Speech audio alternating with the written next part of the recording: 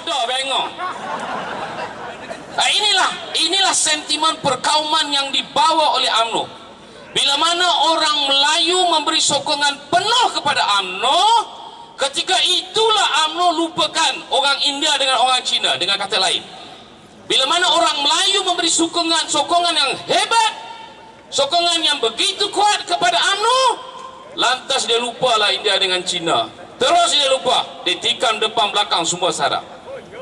Tetapi bila orang Melayu beralih sokongan kepada Pakatan Rakyat, ketika itu dia nampak pula orang yang gelap-gelap. Sebelum ini tak nampak yang gelap, tapi sekarang dia nampak. Dia pergi Batu Cave.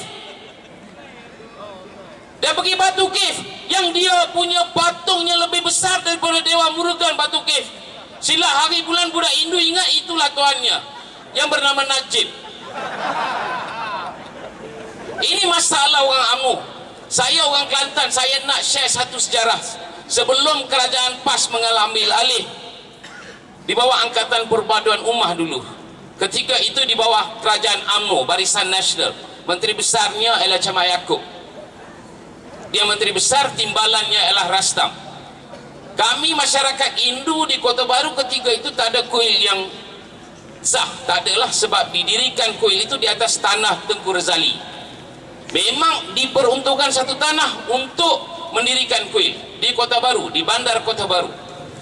Ketika itu UMNO kata, ya orang tak boleh bina kuil di Kota Baru. Orang PAS marah. Dia bertentangan dengan Islam, macam-macam lah dia sebut, macam-macam dia fitnah. Dia kata PAS ini macam ni, macam ni. Oleh itu orang India tak boleh buat kuil.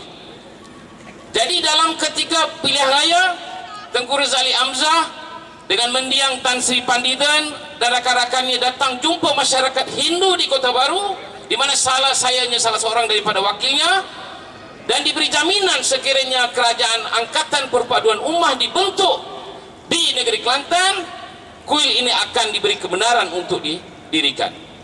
Bila kerajaan ditubuhkan, selepas 2 minggu kami dapat sempat berjumpa dengan Tuan Guru dan diluluskan. Hari ini kami ada kuil. Saya nak tanya orang UMNO, kenapa awak menipu? Kenapa awak sebar fitnah yang kata PAS tidak betul? Inilah yang dibuat oleh UMNO sekian lama. UMNO sekian lama dia punya kerja ialah tabur fitnah. Dia kata PAS ini ekstremis, PAS ini adalah golongan ekstremis agama. Orang Cina dengan orang India jangan sokong PAS. Dia tabur, dia suka cakap PAS ini tak betul. Bila cakap PAS itu tak betul, fahaman saya Islam itu tak betul. Perlu ingat saudara, ini kebenarannya. Sebelum 2008, rata-rata orang India dan bukan Islam begitu benci Islam dan Melayu. Kenapa? Kerana dasar perkauman resis yang dibawa oleh UMNO. UMNO bawa dia punya dasar perkauman, sehingga kan orang bukan Islam, bukan Melayu, dia benci Melayu, oleh itu dia benci Islam. Keadaannya sudah berubah selepas 2008.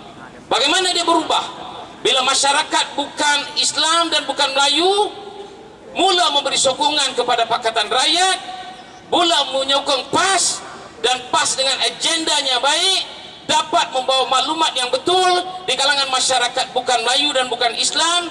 Hari ini kita ada Dewan Himpunan Penyokong PAS, terdiri daripada orang-orang bukan Islam. Cara approach PAS adalah jauh baik. Sehingga kan dalam DHPP hampir mereka menerima hukum hudud. Ini nih orang bukan Islam, KP nih, KP terima hudud. Ini Melayu UMNO tak mau terima hudud.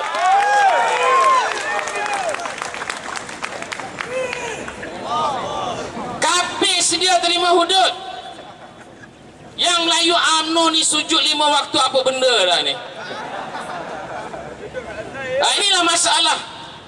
Terpanggillah saya bagi ceramah hari ini nak betulkan akidah orang Melayu Islam UMNO. Ini Ustaz Raja daripada negeri Kelantan. Saya nak sebut saudara, kalau salah betulkan. Ustaz boleh betulkan saya. Auzubillahi minasyaitanirrajim. Bismillahirrahmanirrahim. Boh cukup. Apa maksud dia? Fahaman saya lah, walaupun saya KP. Saya tahulah saya KP, tapi saya faham Islam lebih baik daripada Melayu UMNO. Allah, selamatkanlah aku daripada godaan syaitan. Pandulah aku kepada jalan yang benar. Begitulah maksudnya. Kalau begitu maksudnya, kenapa orang Melayu UMNO tidak faham? Ini bapa segala syaitan, dia cakap. Syaitan yang dikenali lebih baik daripada malaikat yang tidak dikenal, saudara. Inilah ajaran yang tak betul. Sebab itu saya kata, bila mereka mendekati PAS, mereka menjadi orang yang baik. Sebab itu saya kata, orang-orang bukan Islam dalam tempoh 5 tahun ini begitu ramai mendekati PAS, perjuangan PAS dan Pakatan Rakyat. Mereka memahami aspirasi perjuangan PAS, apa yang dindaki. Jadi saya rasa kalau orang bukan Melayu dan bukan Islam menerima apakah aspirasi yang sebenar, maka saya mikir, bingung ni tengok orang Melayu Islam. Saya pun tak faham. Jadi saya tak ingin mengambil masa panjang. Izinkanlah saya habis dengan satu perkara. Dia kata UMNO ni untuk menjaga hak dan kuasa orang Melayu. Korok dia. Yang tanah rezak Melayu 3 juta ketika British bagi, hari ini tinggal 1.3 juta. Siapa sapu? Orang India ke? Orang Cina ke? UMNO lah yang sapu. Nak jaga hak orang UMNO, nak jaga orang Melayu punya konon. Jangan percaya UMNO, saudara. Sekian, terima kasih.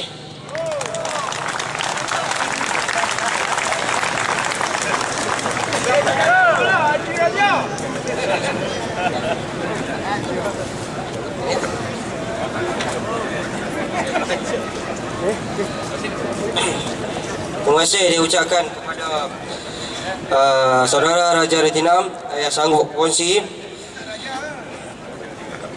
InsyaAllah tak lama lagi akan jadi Ustaz Raja lah, insyaAllah. Kita doakan sama-sama, mudah-mudahan, amin. Pengumuman di sini ya. Diminta kenderaan bernombor MBB 71 dan LC 109 di Petronas minta alihkan dengan kadar segera kerana menghalang lalu lintas. Ya, ulang suara MBB 71 LC 109 minta dialihkan dengan segera. Dan yang mana kenderaan ada di Petronas diharap tidak blok lalu lintas atau penghalang lalu lintas di Petronas ya, minta dialihkan supaya kita tiada sekatan untuk ceramah akan datang, insyaAllah. InsyaAllah kita di sini sempena dengan PRU 13, kita akan melancarkan pelancaran kutipan tabung PRU 13 sebentar lagi. InsyaAllah mudah-mudahan tuan-tuan dan puan-puan di sini dapat menderma, walaupun tak dapat RM1, RM10 pun jadilah, InsyaAllah. Semoga dengan itu dikira satu amalan. Dengan ini saya melancarkan pelancaran kutipan tabung PRU 13. Diminta para petugas melaksanakan tugas masing-masing ya, InsyaAllah. Dengan itu tanpa membuang masa, saya menjemput Datuk Abdul Malik, mantan Timbalan Setiausaha Kerajaan Negeri Pulau Pinang. Minta maaf pembetulan. Kita akan menjemput yang berhormat Datuk Usam Musa, calon PAS Parlimen Putrajaya, untuk menyampaikan ceramah beliau, insyaAllah. Takbir. Takbir.